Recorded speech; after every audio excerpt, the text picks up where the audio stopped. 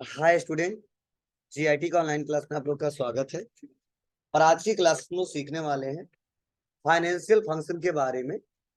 Financial function होता क्या है, उसका इस्तेमाल कहाँ कहाँ पे किस लिए किया जाता है, वह एक एक करके स्टेप बाय स्टेप सीखने वाले हैं, समझने वाले हैं और जानने वाले हैं। तो चलिए देखते हैं। तो सबसे पहले आज हम लोग फाइनेंशियल फंक्शन में जो पढ़ने वाले हैं वो पढ़ने वाले हैं पीएमटी फार्मूले के बारे में।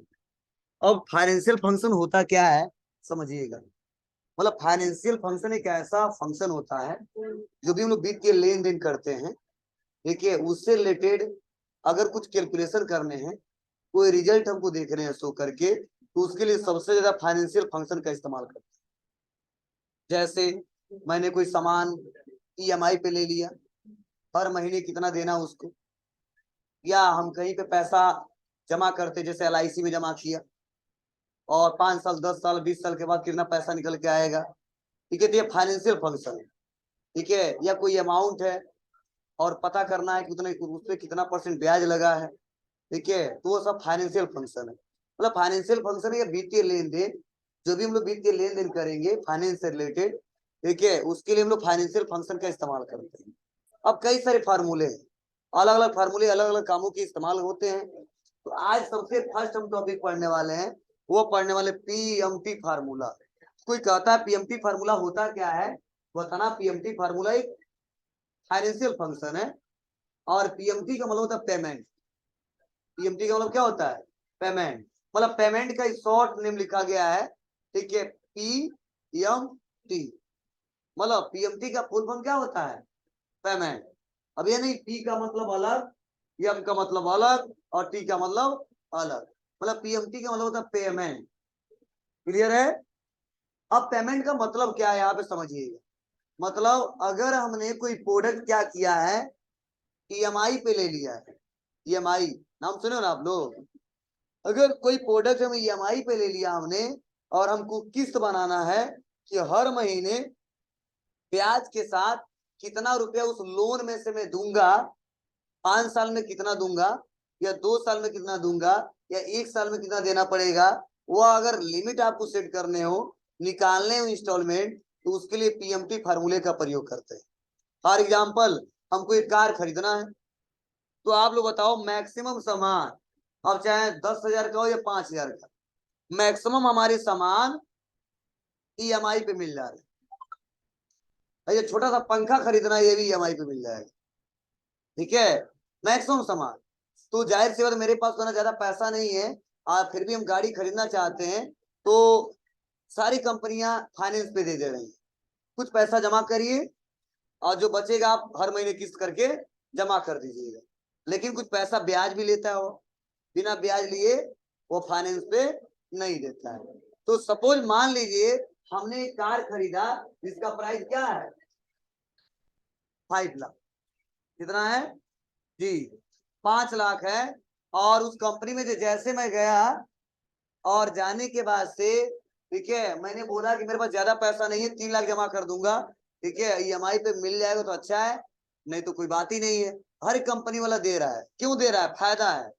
क्योंकि जब तक मेरे पास पूरा पैसा होगा नहीं तब तक गाड़ी खरीदूंगा नहीं। मुझे लगता है पूरे एजेंसी वाले देखते रह जाएंगे, दिन भर में एक भी गाड़ी नहीं बिकेगी। ठीक है, तो कंपनी वाले बहुत चालाक होते हैं। सोचते हैं कि अगर मान लो इतनी इम्प्लाई रखे, इतना खर्चा किए हैं और दिन में 2 4 10 गाड़ी ना बिके, तो आगे चल के फ्यूचर में दिक्कत हो सकती है, व्यापार नहीं चला पाए। और पैसा आज नहीं तो कल मिल ही जाएगा। और आज 1 लाख मिल रहा था, कल 1,20,000 मिले। ठीक है,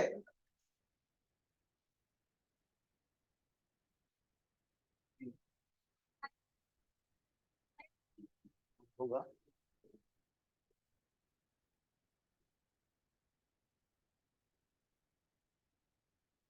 ठीक है बाबू।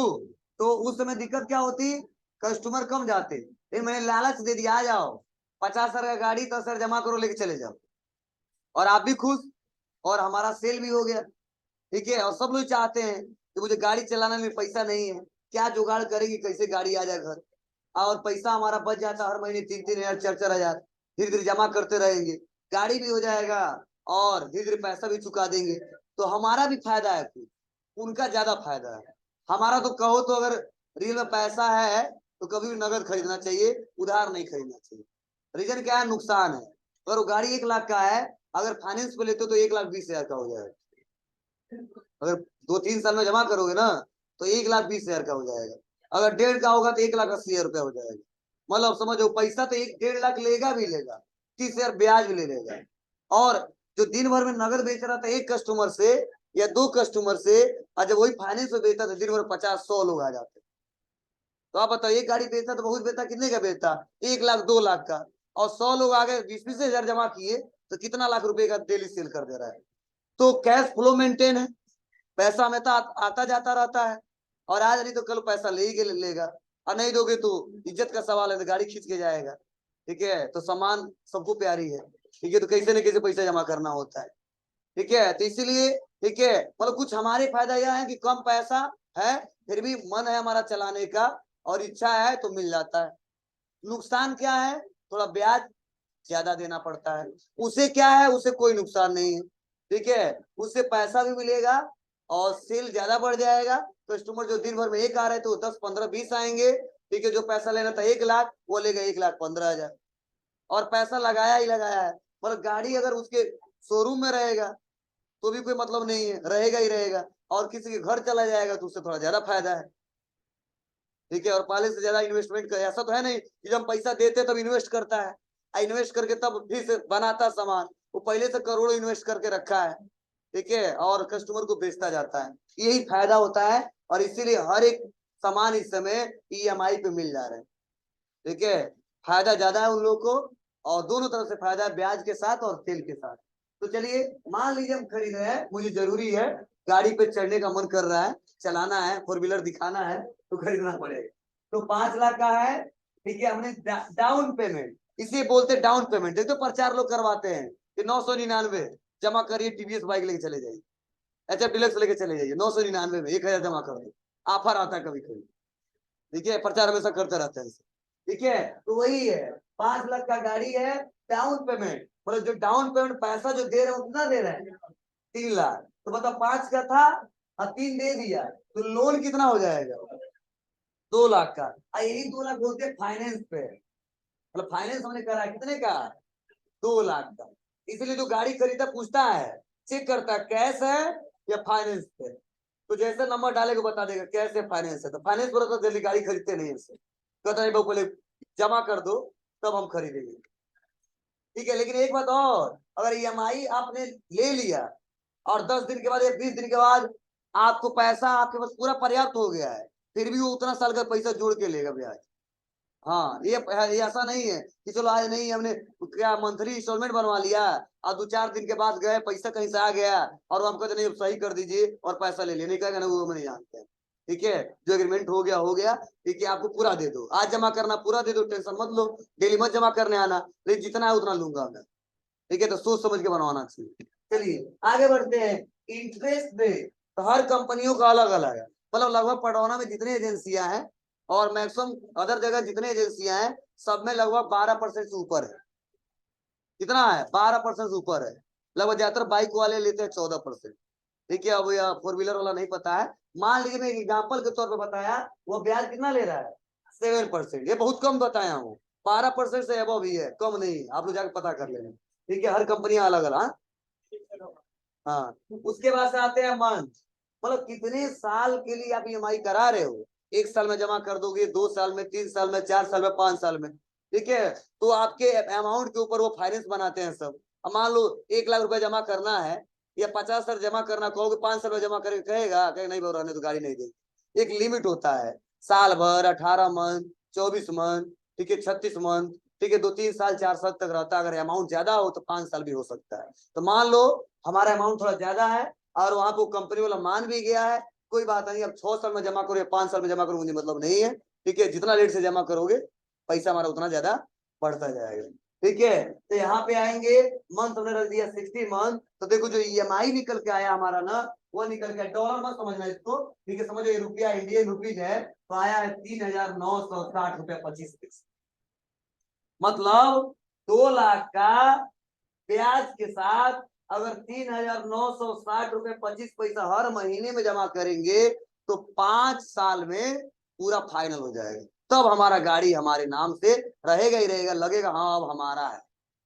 ठीक है, नहीं डर रहेगा जो तो जमा नहीं करे तो कब खींच के चला जाए।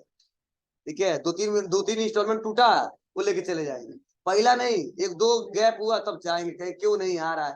ठीक है, एक बार फोन दो चार बार करेंगे, सब नहीं आओगे तब जाएगा, जब परेशान करो तब गाड़ी खिंचवा के लेके आएंगे। ठीक है, एक दो महीने झलाते रहते हैं, झलाते रहते हैं। चलिए, ये क्लियर है। ये निकला हुआ है, हम निकाले हैं किससे, पीएमटी से, पेमेंट फार्मूले से। किसे निकला है, पेमेंट फार्मूले से। अब ये निकला कैसे है, यही आज का हमारा मेन टॉपिक है। और इसे बोलते ईएमआई, इसे बोलते इक्वेटेड मंथली इंस्टॉलमेंट, या कई लोग बोलते इक्वल मंथली इंस्टॉलमेंट। मतलब हर महीने क्या करना है, कितना आपको देना है, वो अगर चेक करना है तो इसके लिए क्या निकालोगे। रिकॉर्डिंग नहीं चालू किए थे, क्या हो गया बाबू। अब देखो ये अमाउंट इतना आया ना, बोलो अभी कितना आया था, ज्यादा आया था थोड़ा, 3,960 रुपया आया था, बोलो। चलिए, तो यहाँ पे देखो जो मैंने फ्यूचर वैल्यू जीरो रखा है ना, अभी अगर मान लो फ्यूचर वैल्यू कुछ भी नहीं मानते हैं, जीरो हटा ही देते हैं, क्योंकि आगे कैलकुलेशन करना होता तो दिक्कत होती है। तो अगर मैं यहाँ पे जीरो जैसे हटाऊंगा और कामा हटा दूंगा और इंटर दबाऊंगा तो उतना वैल्यू आ जाए।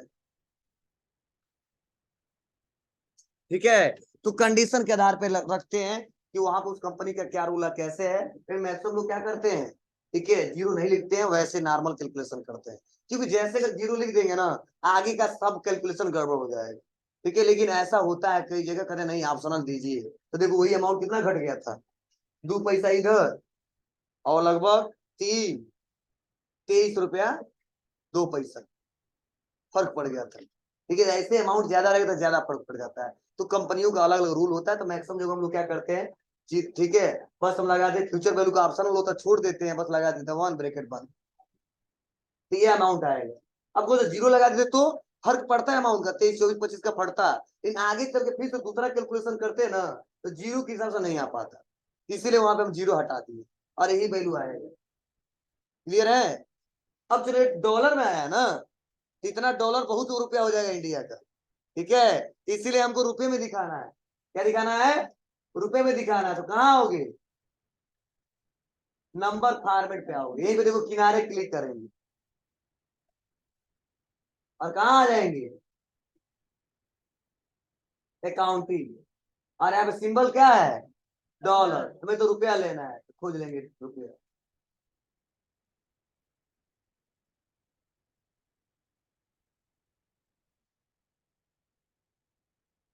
बैठ के खोजना पड़ेगा।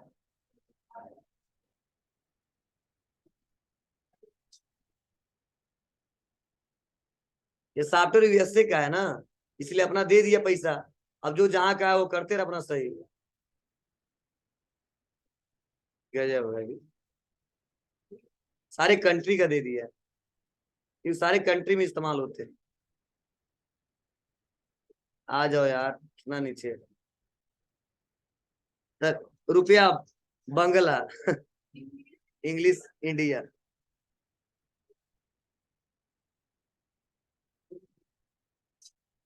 माइनस में आ गया, लो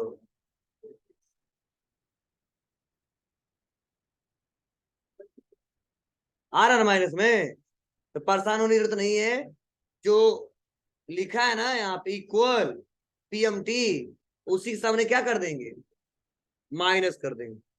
माइनस माइनस क्या हो जाएगा, प्लस, बस आ जाएगा। मतलब जब वहां से डॉलर निकल के आया था और हमको रुपये में दिखाना है, जब डॉलर से रुपये में चेंज किया तो बैलेंस माइनस में दिखाने लगा।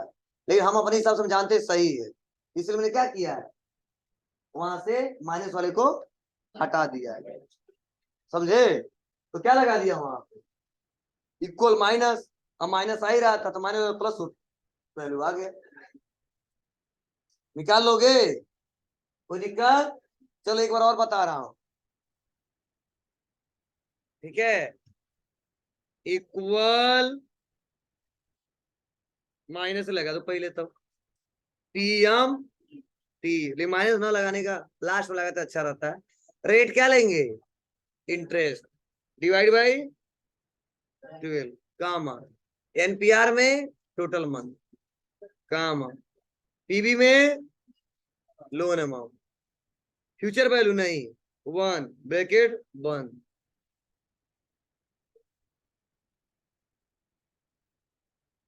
आगे बाबू, चलिए इसको नोट करें पहले आप लोग। देखो क्या फायदा होता है उन लोग को और क्यों देते हैं। आप बताओ, हम हर महीने कितना दे रहे हैं? 3,960 रुपया 25 पैसा। अब लिखो इक्वल 3,960 रुपया 25 पैसा इंटू 60। टोटल देखो 5 साल में कितना जमा कर रहे हैं?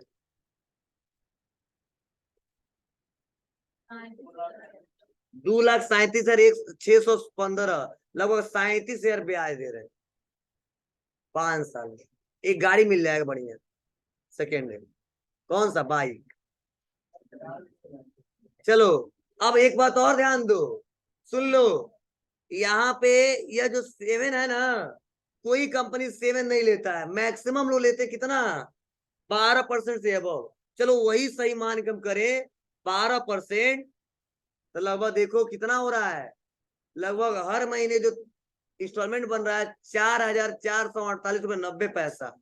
अगर मैं यहाँ पे आ जाऊं और मैं लिख दूं 4,448 रुपया 90 पैसा इंटू करूं, तो लगभग 2,66,934 रुपये, लगभग 66,000 रुपये हम ब्याज दे रहे हैं।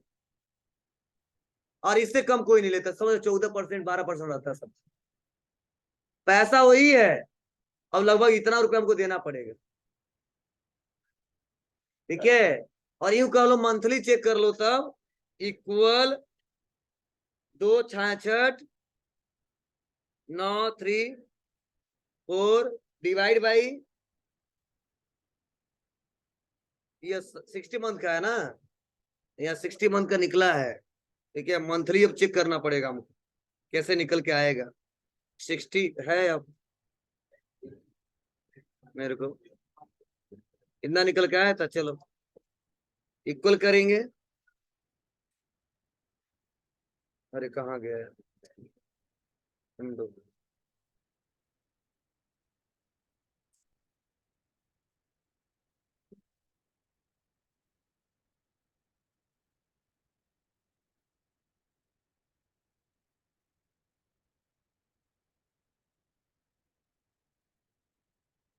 साल भर का एक निकल के आ रहा है।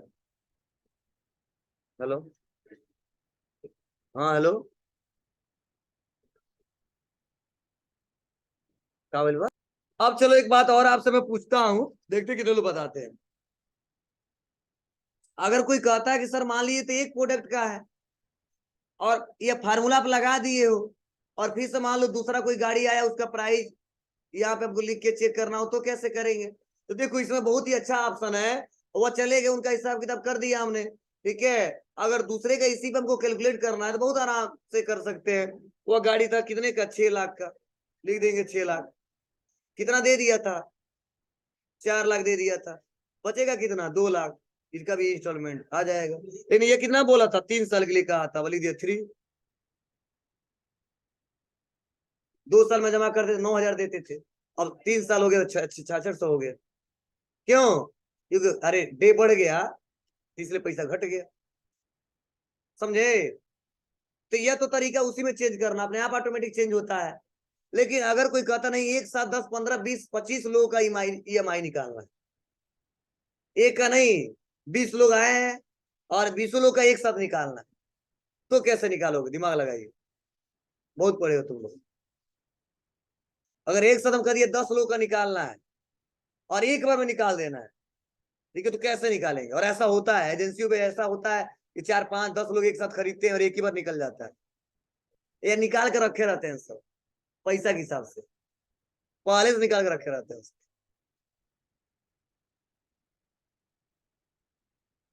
चलिए बताइए, टाइम नहीं है हम लोग के पास, चलिए फास्ट, 1 मिनट के अंदर सोच लीजिए। देखो इसको सर दर्द करने लगा, ना सोच लीजिए। हाँ बोलो, को बताओ सर, बताओ सर, क्या आगे नहीं कुछ। हाँ तुम सही बोलने वाली हो, बस बता दो।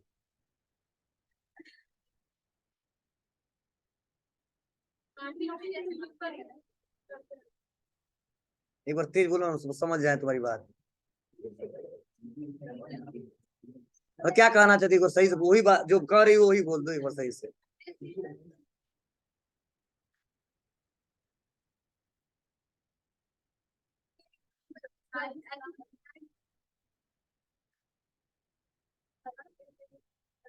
चलिए ठीक है, बहुत अच्छा। मतलब जो हमारा हेडिंग है वर्टिकली बना है ना, इस हेडिंग को हॉरिजॉन्टली कर देंगे बस, और कुछ नहीं करना है, बस इतना ही लगाना था। मतलब ये जो हेडिंग ऐसा था, मैंने क्या किया, इस पूरे को सेलेक्ट कर लिया और कॉपी कर दिया, या इसी को सेलेक्ट कर लिया यह वाला, राइट क्लिक करके कॉपी किया, क्लिक किया, देखो इसमें कुछ करना भी नहीं, राइट क्लिक करके पेस्ट, और पेस्ट स्पेशल में एक ऑप्शन आएगा ट्रांसपोज, इसका पोज ही चेंज कर देंगे। लो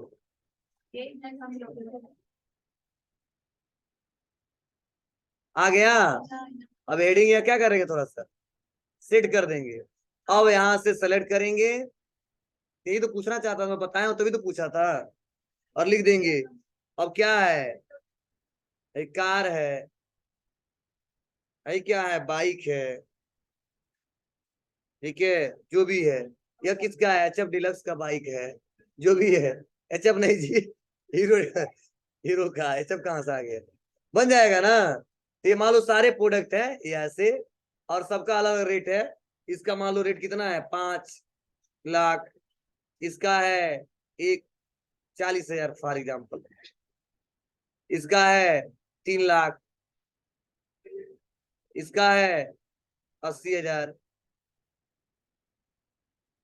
इस कार का है 10 लाख। दो दो चार एक पांच एक छह। इनका है 1.5 लाख।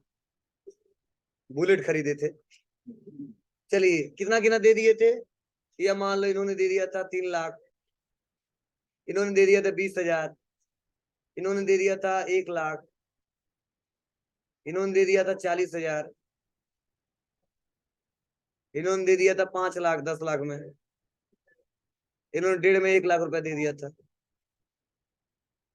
बस लोन कितना है, इक्वल करेंगे, माइनस डाउन इंटर, यही तो है, ड्रैग एंड ड्रॉप। आ गया, एक साथ सबका निकल जाएगा। अब कितना ब्याज है, तो मान लो ज्यादातर अगर एक ही कंपनी है और एक ही जैसा प्रोडक्ट है तो सबका इक्वल ही होगा। इक्वल है तो भी कोई टेंशन नहीं है। मान लो इस पे 12% है, इस पे 14 है, इस पे 10 है, इस पे 12 है, इस पे 15 है, इस पे भी 15 है, कोई दिक्कत नहीं। अब को सर इस पे परसेंट है, इसमें भी नहीं किया, परेशान नहीं होना है। सेलेक्ट कर लेना है इसको, और नंबर दिख रहा ना यहाँ पे, इसको क्या कर देना है, परसेंटेज मैंने पढ़ाया था ना आपको। अब डेसिमल नंबर ज्यादा बढ़ गया है, बस हम फॉर्मेट पर सही से चेंज कर देते हैं। सेलेक्ट, क्या कर दें यहाँ से, परसेंटेज। अब लिखेंगे 12, 14, 15, 12, 10, 5, और इस डेसिमल नंबर को क्या कर देंगे, घटा देंगे।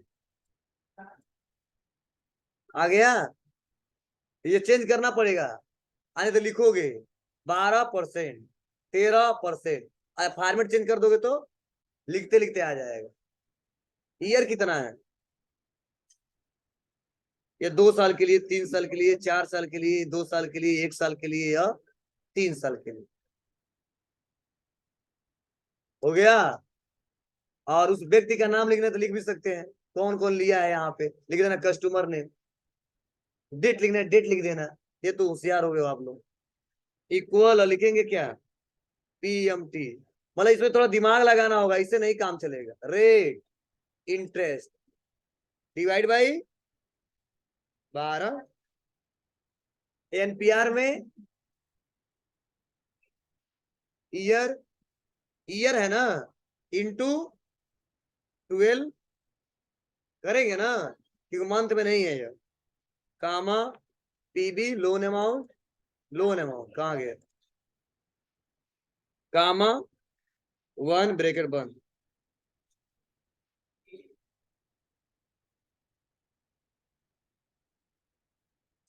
आगे सबका कामा हटा देंगे बस, और रुपया नहीं दिखाना तो बस डॉलर को हटा देंगे कामा से, हट जाएगा।